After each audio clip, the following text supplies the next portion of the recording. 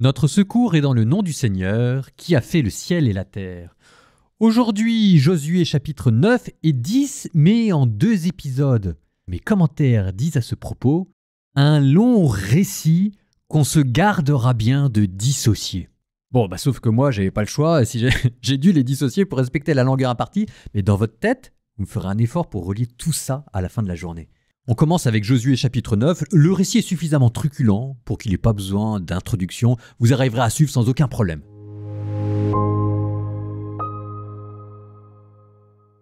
En apprenant cela, tous les rois qui étaient au-delà du Jourdain, dans la montagne, dans le bas pays et sur toute la côte de la Méditerranée vers le Liban, Hittites, Amorites, Cananéens, Périsites, Évites, Jébuséens, se coalisèrent pour combattre Josué et Israël d'un commun accord.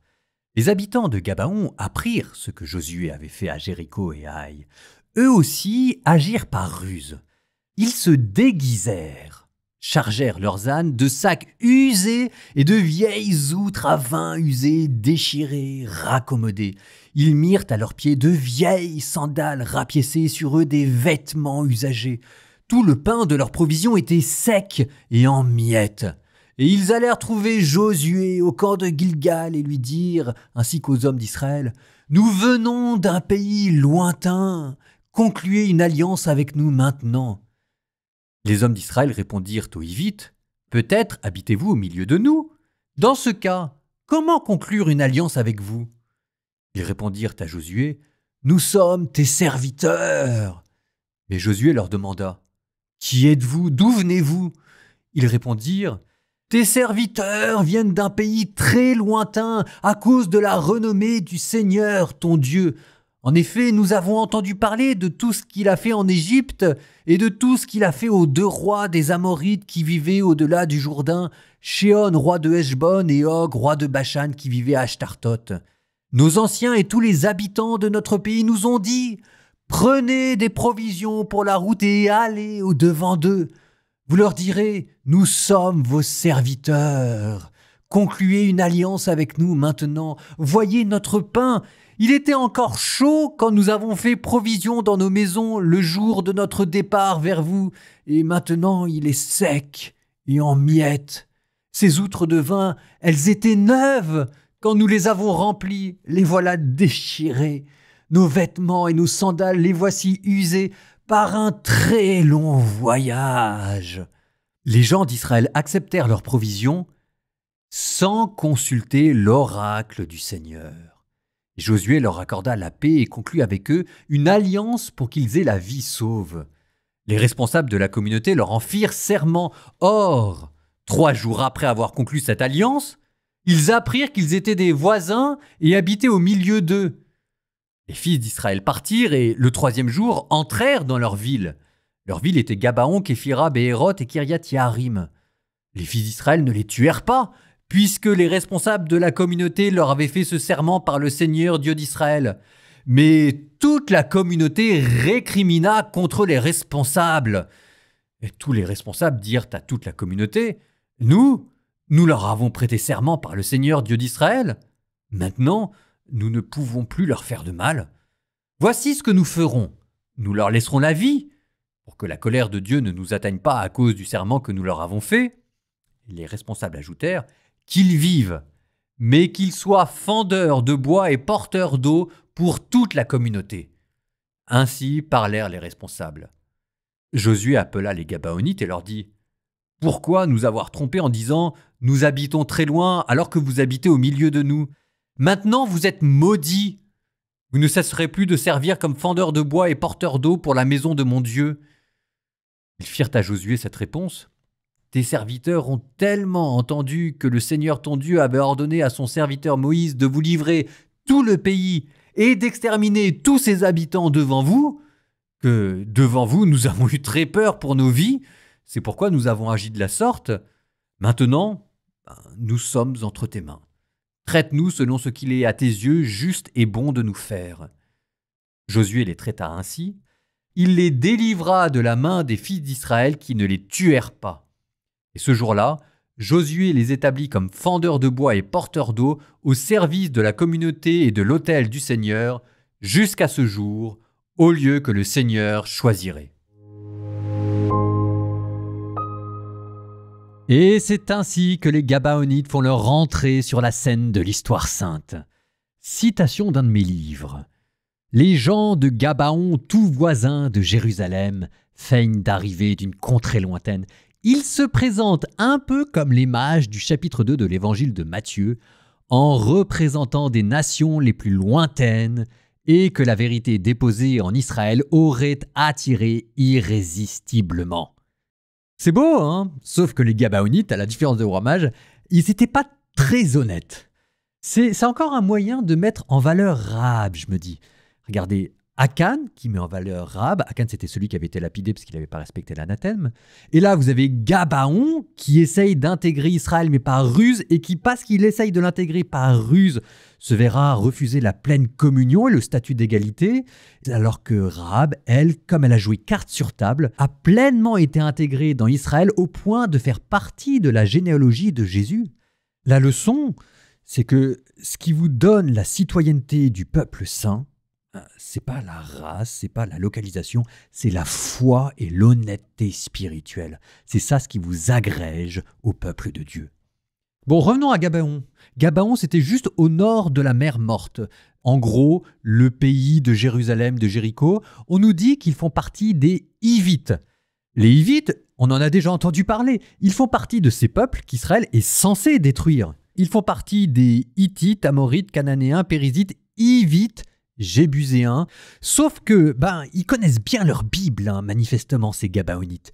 Ils ont dû lire Deutéronome chapitre 27, je sais pas comment est-ce qu'ils ont fait, peut-être espionnage de guerre, ruse de guerre, mais très bonne ruse de guerre, parce que le Deutéronome que nous avions lu il y a maintenant quelque temps prévoyait que Israël puisse faire des traités de paix avec des cités distantes, lointaines.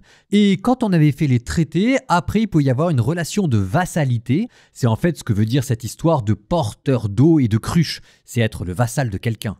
Et les Gabaonites, ont compris le truc. Ils se présentent comme venant d'un pays très lointain, donc ils font partie de l'exception du Deutéronome. En plus, ils disent qu'ils ont fait comme une sorte de long pèlerinage, ce qui n'est pas sans susciter la sympathie des Israélites qui viennent eux aussi de sortir d'un long pèlerinage. D'ailleurs, ils portent des vêtements usés, et ce n'est pas sans rappeler cette formulation que nous avons rencontrée auparavant.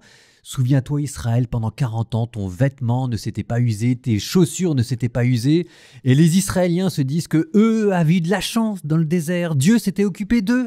Mais manifestement, les Gabaonites n'avaient pas eu cette chance, ils arrivent complètement épuisés. Ils sont très forts pour arriver à se camoufler et attirer la pitié des Israélites qui se font totalement berner parce qu'ils ne consultent pas Dieu. Et c'est là où en fait on en revient à nous. C'est parce que nous, quand on se fait avoir dans la vie, me dites pas que ça vous est jamais arrivé. Moi, ça m'arrive à peu près tous les 3 jours. Mais quand je me fais avoir par des gens dans la vie, c'est à cause de moi, c'est à cause de ma naïveté. Dieu, on ne peut pas lui faire par derrière, Dieu est au courant de tout. Et vous voyez comment est-ce que ce passage contraste singulièrement avec l'anathème. Encore l'anathème. Oui, mais regardez, l'anathème c'est l'excès de violence. Et ici, vous avez un excès de naïveté. Ce que la Bible vous dit, c'est que les excès, que ce soit dans la violence ou dans la naïveté, c'est dangereux et c'est à éviter.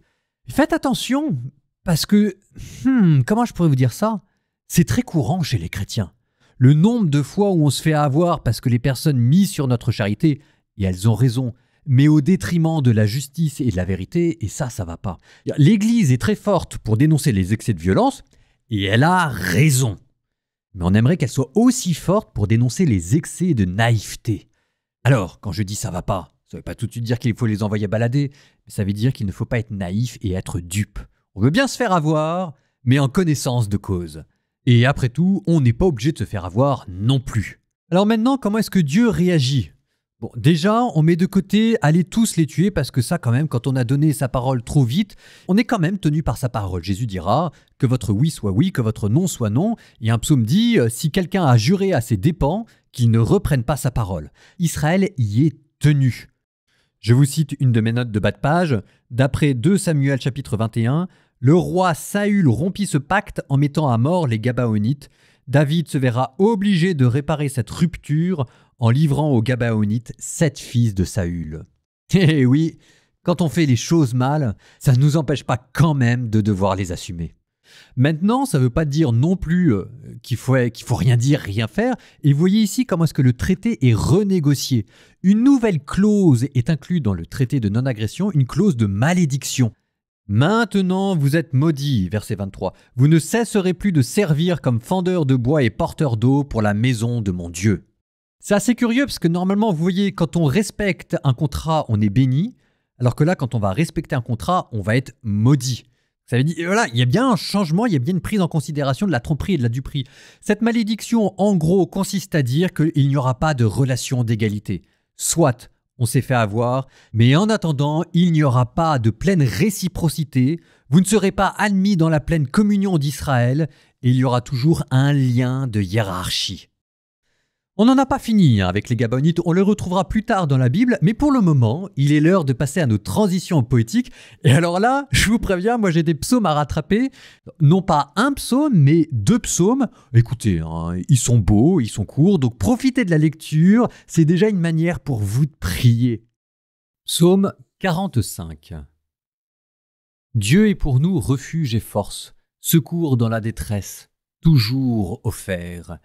Nous serons sans crainte si la terre est secouée, si les montagnes s'effondrent au creux de la mer, ces flots peuvent mugir et s'enfler, les montagnes trembler dans la tempête. Il est avec nous, le Seigneur de l'univers. Citadelle pour nous, le Dieu de Jacob. Le fleuve, ses bras réjouissent la ville de Dieu, la plus sainte des demeures du Très-Haut. Dieu s'y tient, elle est inébranlable. Quand renaît le matin, Dieu la secourt.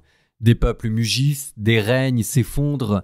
Quand sa voix retentit, la terre se défait. Il est avec nous, le Seigneur de l'univers, citadelle pour nous, le Dieu de Jacob. Venez et voyez les actes du Seigneur, comme il couvre de ruines la terre. Il détruit la terre jusqu'au bout du monde. Il casse les arcs, brise les lances, incendie les chars. Arrêtez, sachez que je suis Dieu. Je domine les nations, je domine la terre.